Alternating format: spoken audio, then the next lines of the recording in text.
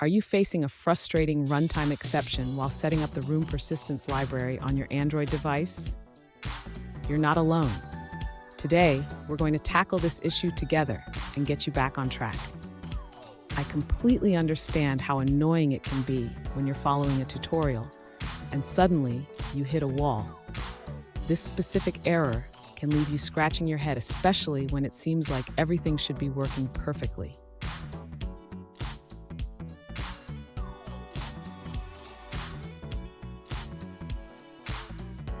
Here's the situation we're addressing. A user encountered a runtime exception stating cannot find implementation for package name.appDatabase. AppDatabase does not exist. This can be particularly confusing, especially if you follow the setup steps closely. So, what does this error mean? Essentially, it indicates that the room library is unable to generate the necessary implementation for your database class. This can happen for a variety of reasons, including issues with your Gradle setup or missing annotations. Stay with me. By the end of this video, you'll not only understand how to fix this error, but also gain insights into best practices for using the room persistence library.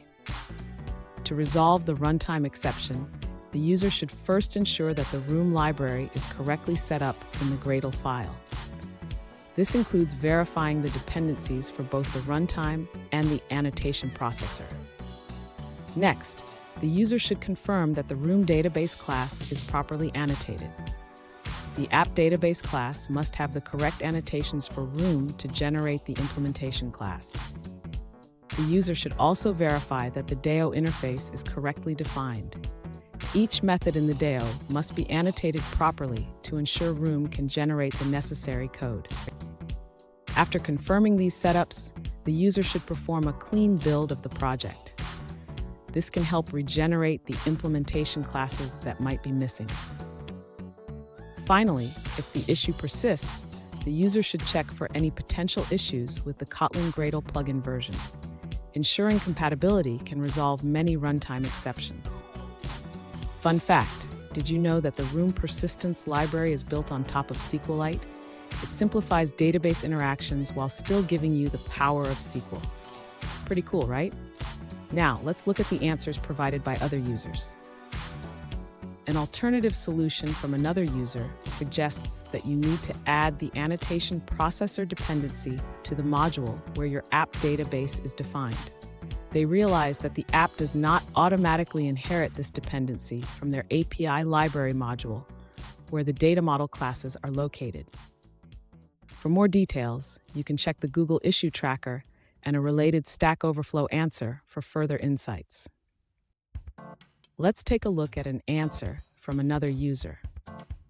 One user faced a similar issue and found a workaround by downgrading their Kotlin version. They switched from Kotlin 1.2.31 to 1.1.60 and reintroduced the Kotlin cap plugin. This change allowed them to successfully implement the room library. Additionally, they suggested another option, writing the database entities, DAOs, and database in Java instead of Kotlin. That's all for that response. Let's see what someone else had to say. An alternative solution shared by another user involves checking the database version number. They realized that after changing the schema, they forgot to update the version number in the database annotation. That's all on that answer. Let's take a look at another one. An alternative solution provided by another user suggests using Kotlin for your room setup. They recommend updating your dependencies to include the room runtime and the annotation processor using the capped plugin. That's it for that response. Let's explore another one. An alternative solution provided by another user suggests changing the annotation processor in your Gradle file. Specifically, they recommend updating the annotation processor from android.arch.persistence.room runtime 1.1.0 to android.arch.persistence.room compiler 1.1.0. This change may help resolve the runtime exception you're encountering. Here's a pro tip. Always clean and rebuild your project after making changes to your database or DAO classes. This ensures that Room generates the necessary implementation files. And there you have it.